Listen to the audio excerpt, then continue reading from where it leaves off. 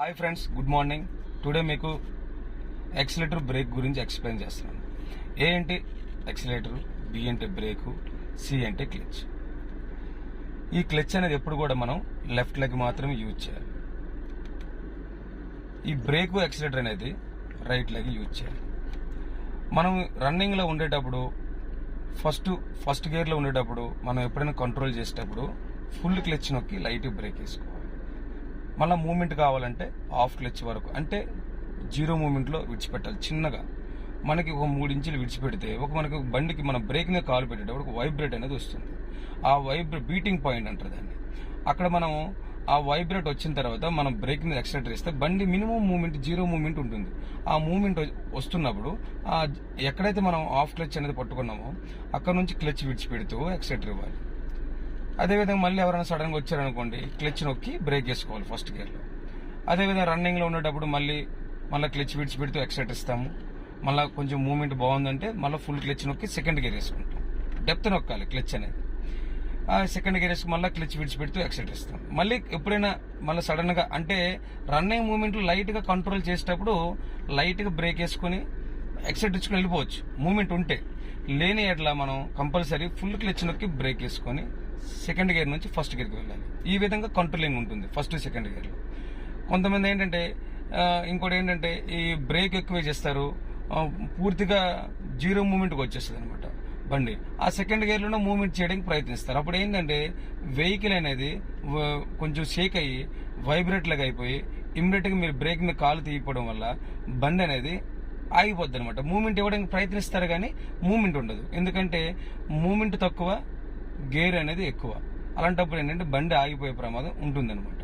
ఇంకోటి ఏంటంటే మనం చాలా మంది ఏంటంటే 3rd gear, 4th gear, 5th గేర్లో స్పీడ్లో వెళ్ళేటప్పుడు చాలా మంది కంట్రోల్ చేసేటప్పుడు స్పీడ్లో ఉన్నప్పుడు సింగిల్ బ్రేక్ కంట్రోలింగ్ చేయాలండి ఎక్కువ.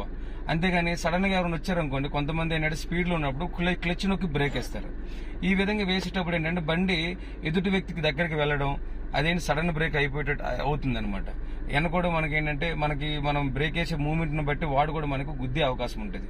మనం ఏంటంటే దూరం నుంచి అంచనా వేసుకోవాలి. అక్కడ ఉంది ఎవరన్నా బరువులు పోతున్నాయి, ఒక మనిషి ఉన్నాడని, మనకు ట్రాఫిక్ జామ్ అవుతుందంటే మనం ఇమ్మీడియట్గా మనకు కనిపించాలి అనుకోండి, టర్నింగ్ కానీ ఏదైనా కానీ సడన్గా వస్తారు. అప్పుడు మనం అంటే సింగిల్ బ్రేక్ వేసుకోవాలి. స్పీడ్లో ఉండేటప్పుడు సింగిల్ ఇమ్మీడియట్గా కంట్రోల్ అవుతుంది. కంట్రోల్ అయిన తర్వాత మనం క్లచ్ నొక్కాలి. ఇది 3rd gear, 4th gear, 5th గేర్లో.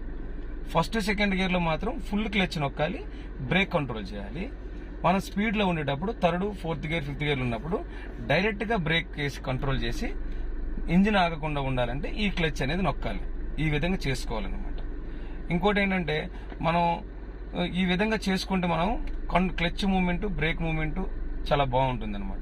ఇంకోటి ఏంటంటే మనం ఈ కంట్రోల్ చేసేటప్పుడు చాలా మంది టర్నింగ్లో క్లచ్ బ్రేక్ వేసేటప్పుడు చాలా మంది ఈ క్లచ్ నొక్కిన తర్వాత ఎక్సలరేటర్ ఇస్తుంటారు బై మిస్టేక్. ఆ ఎక్సలరేటర్ ఇవ్వడం ఏంటంటే సౌండ్ బాగా రేజింగ్ సౌండ్ అనేది ఎక్కువ వస్తుంది అనమాట. మనం నొక్కుతుంటే ఇంజిన్ సౌండ్ బాగా వస్తుంది. అప్పుడు ఏంటంటే మాక్సిమం టర్నింగ్, గుంతలు, స్పీడ్ బ్రేకర్ ఏ వచ్చినా కూడా మనం ఎప్పుడు కూడా ఈ బ్రేక్ మీదే కాలు ఉండాలి. మూమెంట్ కావాలంటే హాఫ్ క్లచ్ రావు. కానీ అంతేగాని ఈ మూమెంట్లో ఉండేటప్పుడు ఈ ఎక్సలరేటర్ అనేది బై మిస్టేక్ ఎప్పుడు చేయొద్దు. ఈ ఎక్సలరేటర్ ఇచ్చినప్పుడు ఈ క్లచ్ మాత్రం ఒకేసారి మాత్రం విడిచిపెట్టద్దు. ఓన్లీ హాఫ్ క్లచ్ మూమెంట్లోనే మనం టర్నింగ్స్ కానీ, గుంతలు కానీ, స్పీడ్ బ్రేకర్ కానీ మనం మూమెంట్ చేసుకోవాలి.